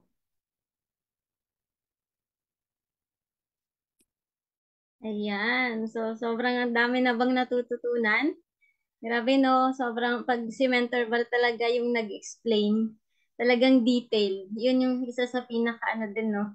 Isa sa talagang ma-appreciate mo na yung pagtatyaga, biruin mo, nagtatyaga talaga siya na i-detalye sa atin. Sobrang malupit tama si partner Wendy. Malupit talaga every time na nag-explain yung kung paano natin gagawin lalo ngayon kasi 'di ba first month ng taon 2024 kailangan talaga natin yung prospects list which is tinuturo niya sa atin ngayon kung paano ba yung tamang paano natin magagawa yung prospecting. Kaya grabe ng malinaw, sobrang linaw, mas malinaw mas malinaw pa sa crystal, 'di ba? Kung paano naman niya itinuturo sa atin. And alam ko na lalo sa mga bago po na nandito ngayon, kung kasasali mo lang first week or weeks ka pa lang, month ka pa lang, mas maganda din po talaga na na-absorb mo kung ano yung tinuturo sa'yo. And kahit yung mga matagal na, lahat ng nandito sa 105 na nandito, dapat na-absorb din po talaga natin. Lalo yung mga pagdating dun sa social media platform. Kasi yan, magaling po dyan si Coach Jack, tapos yun nga sila Coach Jopay, yung sila Coach Dino, yung mga coaches natin, ibang mga coaches natin, and even yung mga business partners din natin. Andyan yung mga magagaling laruin. Kumbaga, ina-apply lang din talaga nila and i-apply natin yung tinuturo kasi mapapakinabangan din talaga natin kasi yung engagement no ng mga nasa Facebook natin, mas magagamit natin. And yan na po, syempre, nag-commercial lang. So, balik ko po uli yung spotlight kay Mentor Val. Thank you so much, Coach Lalit. Yan, so nag-commercial lang si Mentor Val. Break muna. Okay. So going back dun sa discussion po natin, na-screenshot nyo to, pwede i-ano nyo na lang, transfer nyo sa notebook nyo para hindi nyo po makalimutan. And for this 2024, ang goal mo rin talaga na mas pag-iisipan mo yung mga content mo sa Facebook, mas gagalingan mo, mas bibigyan mo ng value yung mga pinopost mo kasi yun yung business natin eh. Diba? Bakit sasali yung tao sa'yo? Bakit gugustuhin niya makasama yung ikaw, makasama yung community na meron tayo, 'di ba? Maging part ng community natin rather. Kailangan yun yung ibenta mo sa mga friends mo sa Facebook. So, kung ano man yung edad mo, huwag mong tatanggapin sa isip mo na hindi mo kaya, lahat mo pag-aaralan yan, basta tiyagain lang natin, magkaroon ka lang din talaga ng time na aralin mo to with your coach or kung sino man yung direct sponsor mo. Kasi habang tumatagal, magiging ano na lang yan, sobrang dali, parang paghinga, pagkain, pag-inom. Okay, normal na lang. Number 4 po, okay, para makapag-prospect tayo din ng maayos, no? So, edukasyon. Magbigay po ng sapat na impormasyon tungkol sa produkto o negosyo upang magtagumpay sa pagpapaliwanag at pag-convince sa kanilang kahalagahan. So sa mga wala pong idea sa mga products po natin until now, kanina nag-send ako sa GC, no? May intensive FSO. So yung mga ganong klaseng training, kailangan may common sense din tayong umattend. Hindi ka man magaling magbenta, hindi ka man nagbebenta, pero dapat aware ka sa produktong meron tayo. Kasi you have to be the product of your own product. Ginagamit mo dapat yan. 'Di ba? Meron pa ba ditong hindi pa rin nasusubukan yung sabon? Never niya pang nasubukan yung shampoo? Never pa niyang nainom yung mga supplement, yung mga kape natin, yung juice natin? If hindi mo pa rin natatry, hindi ka pa literal part ng negosyo. negosyo mo, hindi ka parte. Alam mo yung ganon. So please, be the product of your own product. Makikita sa bahay mo, makikita sa CR nyo, 'di ba? Makikita sa kitchen nyo, yung mga kape natin, yung mga juice natin. Alam niyo yung rank up NUC na yan, sobrang kulang nga yan eh pag talagang ginamit mo sa products natin, yung mga basic na ginagamit na natin like toothpaste, sabon, shampoo, lotion, ganyan, mga food supplement, kulang nga yung 2.5 eh, sa totoo lang. Kasi po, pag ginamit natin yung mga products, mas makakapag-educate din tayo sa mga prospects po natin kasi na-try natin eh, yung epekto. Okay? And then, syempre, ano pa, education din about naman sa ginagawa natin talaga na negosyo sa kabuuan, sa community natin. Paano ka makakapag-educate? Again, through posting sa mga pinopost natin araw-araw, sa mga training schedules natin, sa mga webinars natin, mga calendar of events natin, lahat yan na nakakapag-educate tayo sa ating mga prospect. Pagiging tapat at ang hirap ng Tagalog nito, transparente? Transparent na lang ah. Okay? Yan pala yung Tagalog ng transparent. Nilagdagan lang ng E. Pagiging tapat at transparent, again, that's posting. Facebook marketing po yan. So please lang po, no, iwasan natin yung mga maling pangako or impormasyon. Magtagumpay sa pamamagitan ng pagiging tapat sa kanilang mga miyembro. So wag tayong magpo-post ng hindi naman totoo. Okay? So pagdating sa mga income alert naman natin, hindi mo naman na kailangan ano diyan eh, mag-over like hindi ka makakapamawer. Kasi may nakalagay sa mga income alert natin kung ilang araw kinita yan. 1 day, 2 days income ba yan? 3 days, 1 week, 1 month. Nakalabel yun. Hindi mo pwedeng, wag na huwag mong gagawin. Kunwari, ang nilagay mo, 1.5, kinita siya ng 1 second. Maling information yun. Okay? So please lang guys, matuto lang tayo na kung ano yung pinopromote natin, maging transparent po talaga tayo. Isa din yun sa na-appreciate ko lang din talaga sa company siguro natin, sa community natin. Kasi kung ano yung tinuturo sa atin galing sa taas, no, sa grupo natin, ayun nga, huwag tayong mamawer. Kung ginagawa po ng ibang, let's say, company or ibang grupo, wag na lang natin tularan kasi ano din yan do domino effect din yan later on. Babalik din yan, magba-backfire din po sa atin yan. Okay? So, isa din yun para maka-attract ka ng mga prospect din na parehas kayo ng mindset. Gagawin din ng maayos yung negosyo, magiging transparent din siya later on sa mga tao niya, ganyan. Then number 6, communication or komunikasyon. Makipag-ugnayan sa kanila ng maayos. Yan, maging handa na makinig at sumagot sa kanilang mga katanungan. So pagdating po dito, i-relate lang ni Mentor Val yung knowing how to handle objections. So sa mga bago, itong mga objections na to, kailangan perfect ka na dito. Hindi ka na natatakot, kailangan alam na alam mo to. Kasama to sa catch up na module natin. Sobrang, siguro mga alam ko hanggang 18, yung mga objections po, mga misconception natin, pag yung module talaga ng handling objection yung pag-uusapan.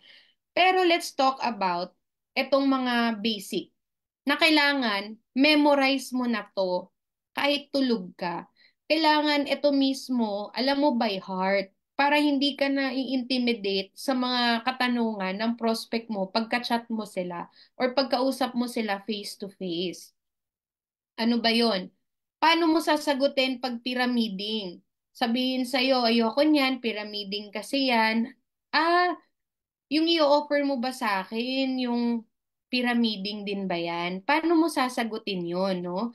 So, sabihin mo lang, ano ba yung idea mo sa pyramiding? Hindi mo siya sinasagot directly, tinatanong mo lang din siya. Inuungkat mo kung ano ba yung idea ng tao pag sinabing pyramiding. Okay? Ikaw yung listener. Ito yung paparamdam mo sa kausap mo na mas interesado ka sa kanya kaysa ikaw yung mas interesting. Right? Sabihin mo sa kanya, actually kasi structure lang naman yung pyramid na yan. So, dito kasi, binary progressive naman to. Okay? So, keep it short and simple lang. And kung medyo, eto kasi yung explanation na yan, ginagamit yan pag medyo talagang peloso po na yung kausap mo, yung china-challenge ka rin niya. Pero you have to converse professionally pa din. Kasi talo dito yung pikon. No, talo po dito pag inaway mo yung prospect mo. Kailangan humble ka pa din. Kasi at the end of the day, malay mo magbago yung isip niyan, sumali, nahimasmasan. 'Di ba? Pwede mo kasing i-explain sa kanya eh. Actually, structure lang yan. Kasi kahit sa mga corporate naman, yung structure ng pyramid, makikita mo yan eh. Di ba ikaw nag-work ka? Punta ka dun sa office ng boss mo or di kaya sa um, meron yan eh, parang staff house or place na kung saan nag-gather yung mga employees bago mag-work. May picture dyan, organizational chart. Paalala mo sa kanya, nakita mo ba yon? Di ba may chart doon? Makikita mo yung nasa tuktok, yung may-ari, yung CEO, nandun yung presidente, yung vice president, yung management, yung mga employees. Tignan mo kung anong ginamit nilang mm, structure. O di ba pyramid yun? O kahit saan yung structure na yan, makikita mo. So in a nice way, nakikipag-converse ka sa kausap mo, hindi mo siya inaaway. Pero sa totoo lang po, kung positive naman na yung prospect mo, alam mo ba, ang difference lang po ng sa corporate tsaka sa industriya namin, dito kasi simula sa taas hanggang sa baba, may equal opportunity kami na pwedeng kitain. Yun yung explanation na pwede mong ibigay. Unlike sa corporate, syempre may mga sahod yan eh. May corresponding yan na salary. Etong level na to, ito yung salary nila. Etong level na to, yan pa lang yung salary nila. Ito na sila yung mga sahod nila hanggang sa yung nasa taas. So, yun lang yung difference. So, in that way, mapapaisip mo yung kausap mo na talagang kailangan niya makita yung sistema para maintindihan niya kung ano ba talaga yung negosyo natin. O, paano naman ngayon, pag na-encounter mo, sinabi niya sa'yo, kaso alam ko scam yan eh. Yan, sabihin mo lang sa kanya, hindi to scam. Kasi may products kami. Pero hindi kita bibentahan na. May products kami kasi legal kami. And syempre, alam mo ba, sabi nga sa DTI eh, 70% daw ng value ng pera na nilabas natin, dapat bumabalik agad para masabi na hindi scam. Ang tawag doon, return on investment. So, kinakausap mo yung prospect mo. Ini-educate mo siya. Alam mo dito, grabe nga eh. Hindi lang 70%, 100% pa yung bumalik. So, mas lalo siya ma-curious, paano ba talaga yung kitaan? Tapos, syempre, no, pwede mo rin siyang i-educate na kumpleto kami sa legalities, SEC, ISO certified kami. Yan. Okay? So, hindi ko to masyado i-dwell kasi nasa catch up yan. Pero gusto ko lang din ma-remind ka na dapat ito, memorize mo na to. Pag na-encounter mo sa prospect mo na baka wala na kasi akong ma-invite. Ang hirap niyan kasi invite-invite yan eh. Saturated na yung market masyado. Sasagutin mo lang siya, ano ka ba, araw-araw may pinapanganak, araw-araw nga may nag-18 eh.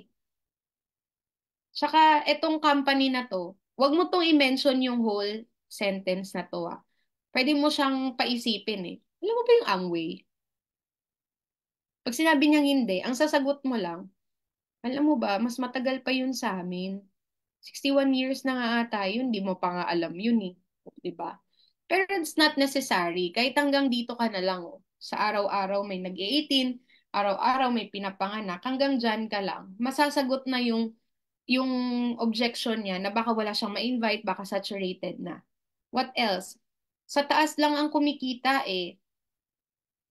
Sasagutin mo lang siya na hindi totoo yan kasi dito walang nauna, walang nahuli. Sa employment, totoo yun. Mag-agree ako sa'yo pag sa employment kasi syempre yung mas nauna sa atin, mas mataas na yung posisyon nila, mas mataas na yung salary nila, yung mga may-ari lalo, mas malaki kinikita nila. 'Di ba dito, lahat ng mga nag-member, same lang yan ng potential income. Kung bakit may mga kumikita ng malaki, malamang matagal na nilang ginagawa yung negosyo. So, pwede mong sagutin straight to the point. Common sense lang yan eh. Ikaw ba, kaka-apply mo lang ngayon, mas nauna ka pang sumahod dun sa last week na, na natanggap? Siyempre hindi, di ba? So, ganun din sa business na to. Yung mga nauna, normal yan, na kumita na sila kasi nga, nauna na nilang ginawa yung negosyo. Ano pa? Hindi totoo na sa taas lang kumikita kasi binary ang system, lahat may equal opportunity, tapos pwede mo rin ano yung ranking. Pero ito kasing ranking na to, parang hindi nila yan magigets masyado, lalo na pag prospect. Sa member, okay. Pero pag prospect, hindi mo na kailangang i-reiterate yan. Ito lang yung first, second, third, pwede mo yan i-answer doon sa objection ng kausap mo. Sabihin niya, benta-benta kasi yan eh. Optional lang naman, walang quota, walang time frame. Tapos, meron din kaming automated system sa company namin na yung um, tuturuan ka na makakapag-generate ka ng sales kahit hindi ka nagbebenta. Tapos kung ayaw mo magbenta, pwede mo namang ipabenta o gamitin kasi araw-araw mo naman ginagamit ang produkto, nag-iiba ka lang ng brand. Ayan yung mga choices mo. Pag ang objection sa'yo, eh, ayoko niyan kasi benta-benta yan. Tapos ayaw ko mag-recruit. Ang sagot naman natin, ano, hindi naman kami recruit-recruit. Okay? Tsaka, pwede mo sabihin sa kanya, ano ka ba, hindi naman kita nire-recruit eh. May pinapasign ba ako sa'yo, ganyan-ganyan. May pinapasubmit ba ako sa'yo ng mga, ang tawag nun? Yung, anong ginagawa pag nag-a-apply? Requirements. May pinapapasa ba ako sa'yo ng mga requirements? Di ba wala naman? Ano pa? Sponsoring kasi yung ginagawa namin. So dito, sponsoring, syempre by the time na nag-join yung tao, dun pa lang nagsisimula yung trabaho namin. Sa recruitment kasi pag na-hire ka na, tapos na yung obligasyon sa iyo eh. And dito may chance ka na mabigyan ng spillover. So isa din to sa mga kapag-encourage sa prospect na tignan niya yung marketing plan na pag sinabi niya, wala kasi akong kakilala, mahiyain ako, ayoko mag-recruit, invite-invite yan. Ako nga eh, sabihin mo sa kanya, lalo na kung may spillover ka, parehas tayo, pero alam mo ba, nalagyan ako ng tao, ganyan. Share mo lang sa kanya. Lalo na kung totoo naman yun. Kasi dito may spillover, pwede kang lagyan ng tao, tulungan dito. Okay? So again, makakapag, ano yun, ignite yun sa kanya ng curiosity na mas lalo tignan yung negosyo, mag-ignite din yun sa kanya ng excitement na talaga nagawa sa'yo yun. So pwede din gawin sa kanya. Okay, so yun lang yung in-include ko ha na handling objection kasi mahaba yun eh, nasa 18 siguro na objection yun. Objections yun. So kung isa-isahin natin, wala na. Abutin tayo ng alas 12. And then lastly, last na to guys, yan, pag-aaral sa tagumpay ng iba. So ayan po, basic lang yan. Aalamin mo lang yung kwento ng tagumpay ng ibang nagtagumpay sa MLM. At gamitin ito bilang inspirasyon at gabay sa iyong sariling strategy.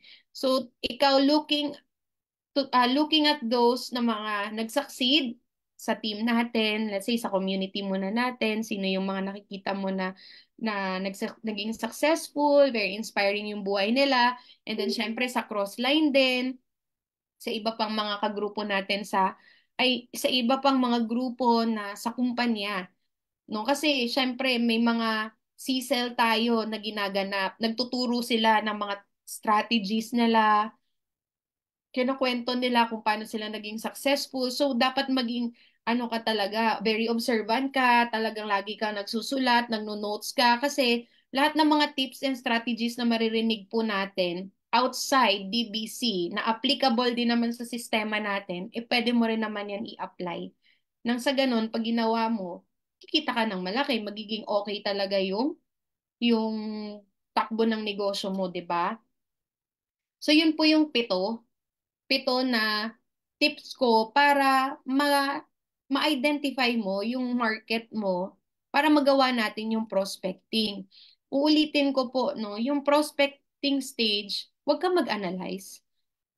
Yun talaga yung pinaka-dapat. Hindi ka nag-analyze kasi the moment nag-analyze ka na sasabihin mo na lang, wala ka nang ma-invite. And that's so sad kasi friends mo sa Facebook sobrang dami. Katrabaho mo sobrang dami. Alam mo ang wala sa'yo, skills. Wala kang knowledge, wala kang skills. Kaya kailangan kang umattend ng training para mahasa ka. Para ma-develop sa'yo yung confidence. Paano mo sila itatap ng maayos? Paano natin sila ma-reach out? Pag tinanggal mo na yung pag-a-analyze mo, mas makakapag-function ka. Okay? Ulitin ko po, hihiwalay mo yung prospecting process sa invitation. I-master mo muna yung paglilista, pag-identify, kung sino ba yung mga tao sa paligid mo, yung pwede nating itap. Kasi kung ikaw 15 accounts ka lalo na or 7 accounts ka man, tapos sasabihin mo wala kang ma-invite, ilang buwan ka pa lang, wala ka pang isang taon. Ako nga ako na yung dapat walang ma-invite dito kasi 10 years na ako sa business.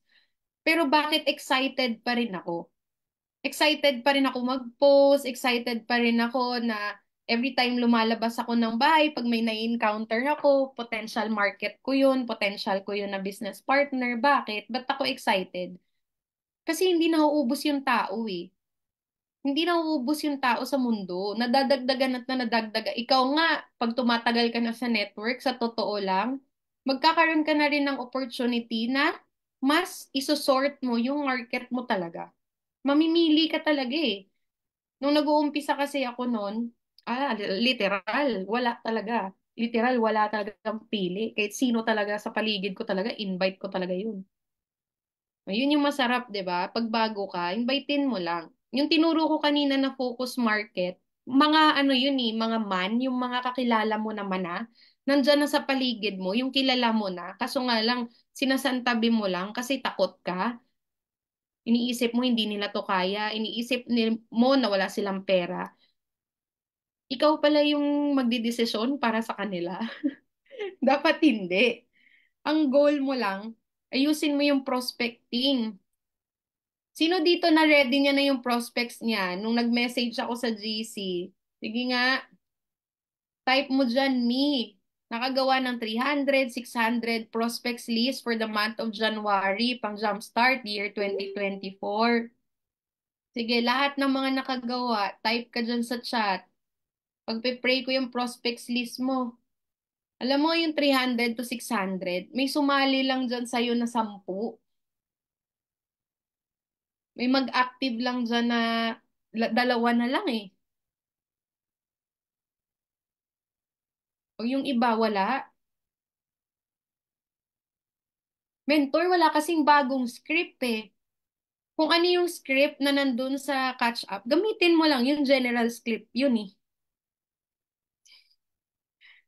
Yung iba na restrict na, alalay lang. Masisira ang momentum mo niyan. Naalala ko nga nung Christmas ba yun, namimili ako ng regalo sa mga inaanak ko. Ako yung nag-close ng store. Tapos, ang layo ng parking ko. Ang dami kong kailangang bitbitin. Sabi ng owner, samahan mo si ma'am, ganon. So, sinamahan ako ng lalaki. Tapos, yung tunog niya, Ilonggo. Sabi ko, Kuya, Ilonggo ka ba? Sabi niya, oo ma'am. Naku, huwag ka na mag-Tagalog ah. Ilonggo din ako eh. Okay, nag-Ilonggo kami. So, alam na, di ba? Binigyan ko siya ng calling card. Tapos, kinuha ko rin yung number niya. Inad niya ako sa Facebook. So, 'di ba, market 'yun, prospect as you go ang tawag doon. Kahit sino mataon sa'yo, kahit sino yung sino yung makausap mo, makangitian mo, lahat 'yan prospect. Bigyan mo ng calling card. Kayo ba ay may calling card na? Kasi hybrid na eh. Isa din 'yan sa pagpapalawak ng prospect. Oh, ito yung calling card ni Mentor Val. Ano ba 'to? Tanggalin natin yung virtual background muna. Paggawa ka ng calling card, ito yun, no? May DBC logo, tapos may QR code. So yung prospect ko, isa-scan niya na lang yan, diretso na siya sa Facebook account ko. Di ba? So ganun po, kaganda yung negosyo natin. Basta may calling card ka, every time lumalabas ka, mabilisan lang yan eh. "Oh, kuya, ano, thank you ah," or ate, thank you ah. By the way, ano, add mo ko sa Facebook. Pwede ko rin ba kunin yung number mo or yung Facebook mo? Para alam ko na ikaw yun. Ganon. Kasi pag nadagdag siya sa friends list mo, pwede mo siyang ilagay sa prospects list mo, tapos pwede mo siyang i-message. 'Di ba? Mayat maya kayo lumalabas ng mga nakaraan. Dapat na-convert nyo yun sa pera or dapat mako-convert nyo lahat ng labas nyo, lahat ng gastos nyo, mako-convert nyo sa pera. Mako-convert nyo sa business partners natin or matutulungan nyo yung mga mamimit nyo, 'di ba? Along the way. Alright? So next, ano na lang to, review. Yan. So tips on making prospects list, alam niyo naman yan, you have to make a comprehensive, yun nga yung 300, 600, 900. Yung mga wala pang ginawa, magbagong buhay ka na. Sabi mo 'di ba nung 2023 bago dumating yung New Year. New Year's resolution mo yan eh. Gagawa na talaga ako ng prospects list. Asa na? Siseryosohin ko na talaga yung business. Oh, prospects list lang, lilista mo na nga lang yan, ipa-transfer mo na lang or ipiprint mo na lang yan, yung prints mo sa Facebook. Please, guys, no, magtulungan tayo. Please cooperate with your direct sponsor, with your coaches, with me. Pagtulungan natin yung negosyo, lalo na hindi tayo nagkikita ng face-to-face, online lang tayo. So, encourage mo rin yung sarili mo aside sa kami na nag-i-encourage sa'yo kasi pinapadali natin yung sistema. Hindi kagaya namin dati offline, talagang we have to get out of our houses, we have to collect numbers, we have to collect Facebook mga accounts para lang dumami yung prospects namin rather. Ikaw, Facebook mo na lang yan, hindi mo pa matransfer sa notebook. Tsaka bilang negosyante, you have to be organized. Hindi mo pwedeng sabihin na, hindi mentor, pupunta lang ako sa friends list ko, tapos i-message ko sila eh. Makaluma na yan nakaisipan. Dapat maging organized ka para mas ramdam mo yung pagtatrabaho ba na nasa papel, igaganon mo na lang, pag na-message mo na, babalikan mo, hindi ka malilito, na-message ko na pala to. So, paano mag-expand ng prospects list online? Pwede mo kasing kunin yung mga friends ng mga, kunwari, yung friends mo sa Facebook, may mga nakatag sa kanila eh. Pwede mo yang i-add, friends of friends, mutual friends, yan, pwede mo yan idagdag. Tapos yun, constantly lang expand, add ka lang ng 30 sa Facebook mo para maging 5,000 yan. And then, network on purpose. Yan yung kinakwento ko kanina na kinuha ko yung number ng lalaki. Network as you go.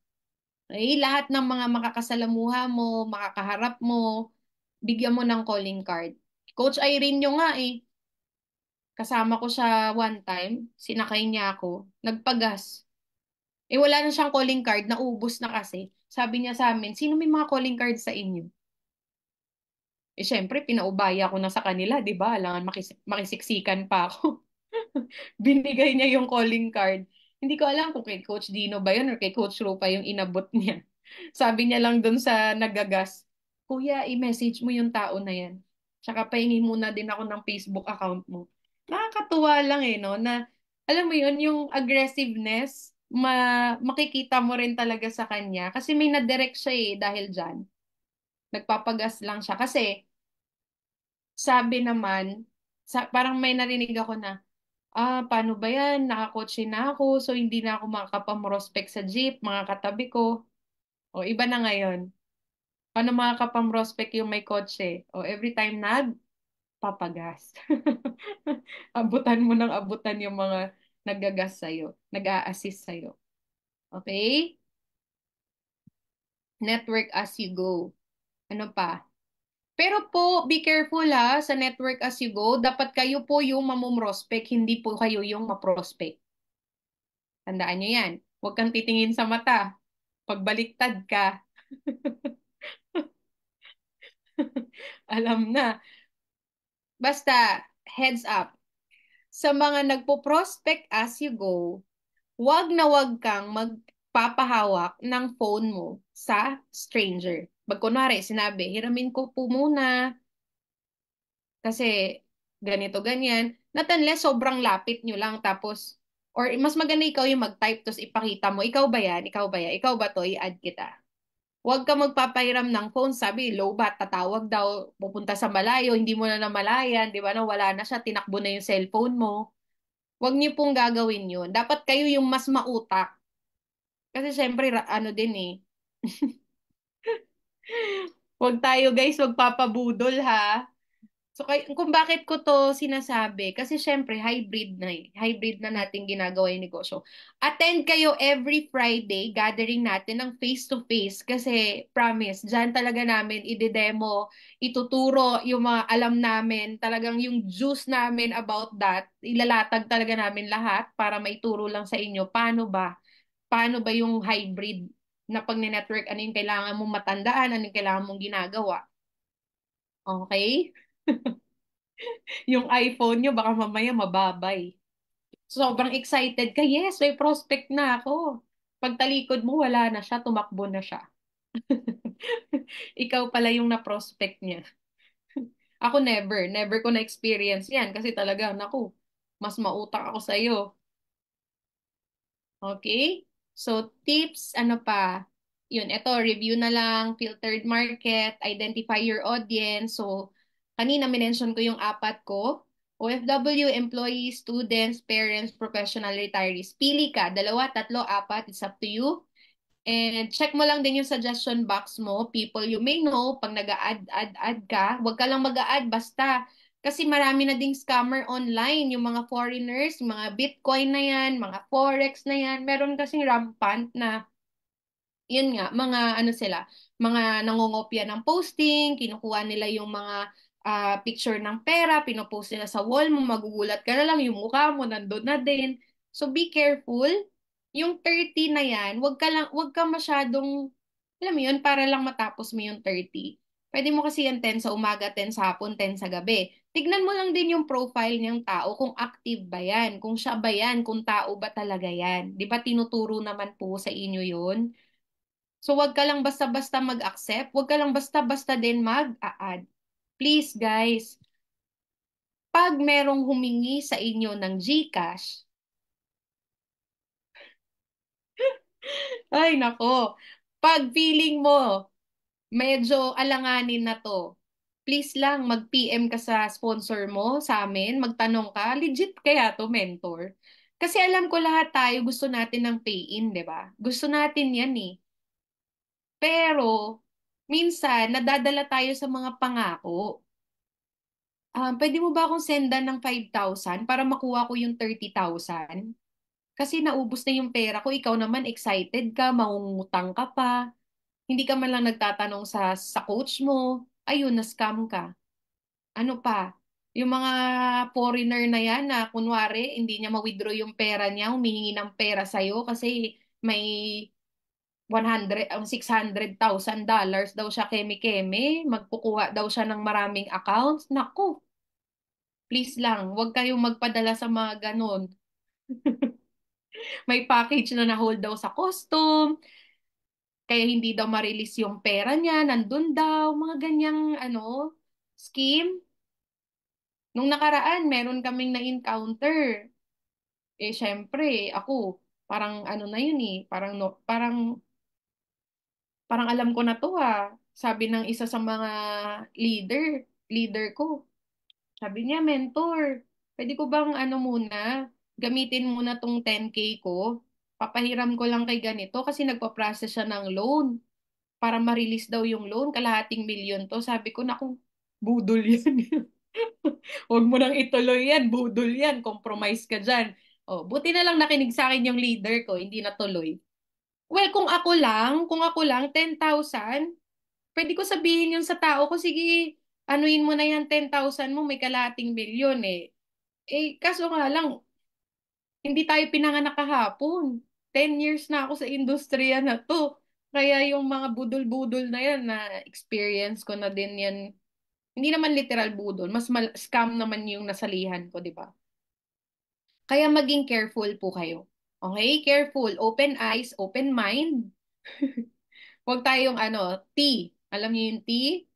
Okay? Or di kaya, siguro talagang sobrang naive tayo, hindi lang natin talaga yun na-experience, magtanong lang kayo. Magtanong. Kasi yung mga coaches nyo, kung pera at pera lang yan, pipilitin ka pa niyan, sige na, push mo na yan, ganyan, ganyan. Kaso nga lang, syempre, pag medyo alanganin na, kami mismo, pipigil sa'yo. Huwag mo na ituloy yan. Kasi makukompromise ka, papahamak ka. Diba? Nung nakaraan nga, natatawa kami, namin meeting. Isa sa mga leaders namin, sabi ng pay-in niya, um, pwede mo ba akong i-GCash? Kasi wala akong pamasahe. Magwi-withdraw lang ako yung pay-in niya kasi nasa ATM. Ang una kong sagot kaagad sa leader ko, may pang-pay-in, walang pamasahe. Naku, scam yan. Gumanon ako. Eh, syempre, 100 pesos lang naman yung pinapa-GCash. Nasa meeting kami noon. Ano sabi ko? Ano sabi niya? Sige, try mo. 100 pesos lang naman eh. Sipin mo na lang, nag-save ka ng 100 pesos for this day. Tatry na lang daw talaga kasi benefit of the doubt, 100 lang naman. So, sinenda namin ng 100. Tapos nung tinatawagan, ayun, hindi na sumasagot. O, di ba? Sabi ko sa'yo. Pero okay lang yan, 100 lang naman eh. Regalo na natin sa kanya yan. Mindset namin, alam mo, baka magbabalik yan ng 100 accounts sa'yo. Goodbye. Yung iba yung nagpapaload, ganyan. Ay, naku. Grabe no mga tactics ng mga tao. Basta maging lang din tayo, no? Magtanong ka na lang sa upline, sa coach mo, kung hindi ka sure. Hay, ang dami pong nalungkot dahil dyan eh. So, tignan-tignan ang itsura ng mga nag-a-add sa'yo or yung mga ina-add mo. Huwag lang basta-basta. Click mo yung profile nila, tapos yun nga, pag nalaman mo na sa ibang network marketing, wag mo nang prospectin or kung sila yung lumalapit kasi gusto nila talagang dito sa company natin, pwede mong i-cater yun. Pero wag mo na lang din i-market kung active naman. I-ano mo na lang, i-wish mo na lang all the best for them. So yun lang sa topic ko ngayong gabi. Sana may natutunan kayo.